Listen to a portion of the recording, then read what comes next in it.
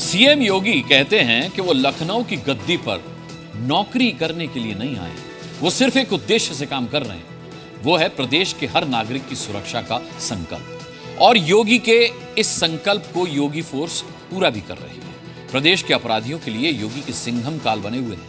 यही कारण है कि अपराधी उनसे थर-थर कांप रहे हैं।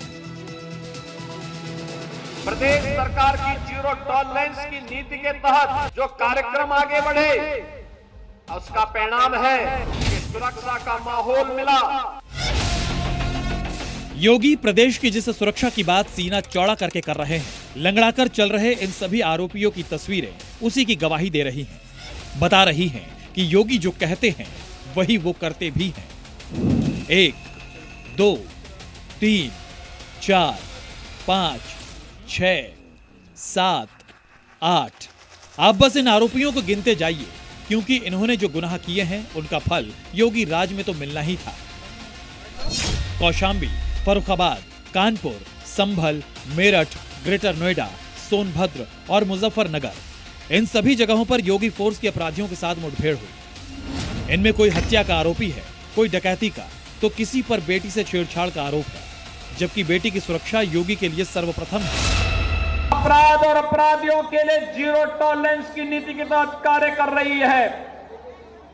अगर बेटी की सुरक्षा में सेंध लगाया तो मान करके चलिए कि अगले चौराहे पर यमराज उसका इंतजार कर रहा होगा। ऐसे लोगों से सख्ती से निपटने के लिए ही पुलिस की जीरो टॉलरेंस की नीति वर्तमान में कार्य कर रही है।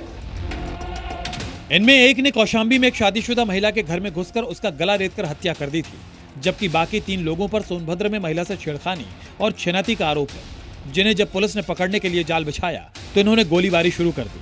ऐसे में जवाबी कार्रवाई में 3 बदमाशों के दाहिने पैर में गोली लगी, जबकि एक आरोपी भागने में कामयाब हो गया।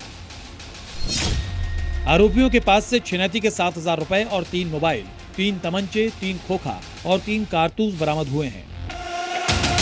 सीओ सिटी के नेतृत्व में जो गठित टीम है उनके द्वारा प्रॉपर घेराबंदी की गई और अपराधियों को रोकने का प्रयास किया गया। इनमें से अपराधियों ने पुलिस टीम के ऊपर फायर किया। आत्मरक्षार्थ हेतु महिला थाना प्रभारी और थाना प्रभारी रॉबर्ट्सगंज द्वारा और उनकी टीम द्वारा भी अपराधियों पे फायर किया गया। इस फायर के उपरांत इसमें 3 अपराधी जो इस घटना में लिप्त थे वह गिरफ्तार हुए हैं। ये उत्तर प्रदेश है, जहां अपराध का रास्ता चुनने वालों का यही हश्र होता है। लंगड़ाती चाल, उड़ी हवाइयां, कराहती आवाज, ये बता रही है कि अपराधियों के लिए योगी फोर्स काल बनी हुई है। जिस योगी फोर्स को चकमा देकर ये अपराधी भागने की फिराक में थे, आज उन्हीं के कंधों का इन्हें मोहताज होना पड़ रहा है।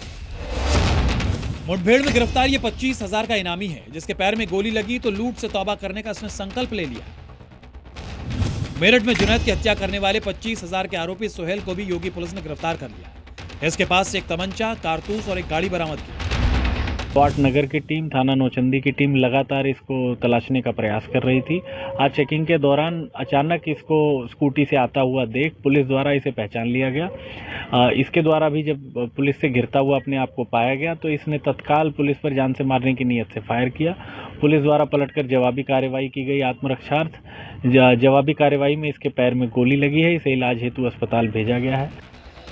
योगी फोर्स किसी भी सूरत में अपराध को बर्दाश्त करने के मूड में नहीं, तभी तो कहीं अपराधियों के खिलाफ ऑपरेशन एक पैर छेड़ रखा है, तो बीते 10 दिनों में एनकाउंटर पुलिस ने हड़कंप मचाया हुआ है। 29 सितंबर से 9 अक्टूबर के बीच यूपी पुलिस ने ताबड़तोड़ एनकाउंटर किए हैं और 10 मुठभेड़ में 10 इनामी बदमाश मारे गए हैं, जिनमें से कुछ पर लाखों का इनाम था। योगी आदित्यनाथ का संकल्प ही सुशासन और कानून व्यवस्था का मॉडल तय करता है, और इस मॉडल को अगर ध्वस्त करने की कोशिश भी होती है तो योगी फोर्स ऐसा तगड़ा एक्शन लेती है कि अपराधी फिर लंगड़ा होकर घूमता है। ब्यूरो रिपोर्ट, जी मीडिया।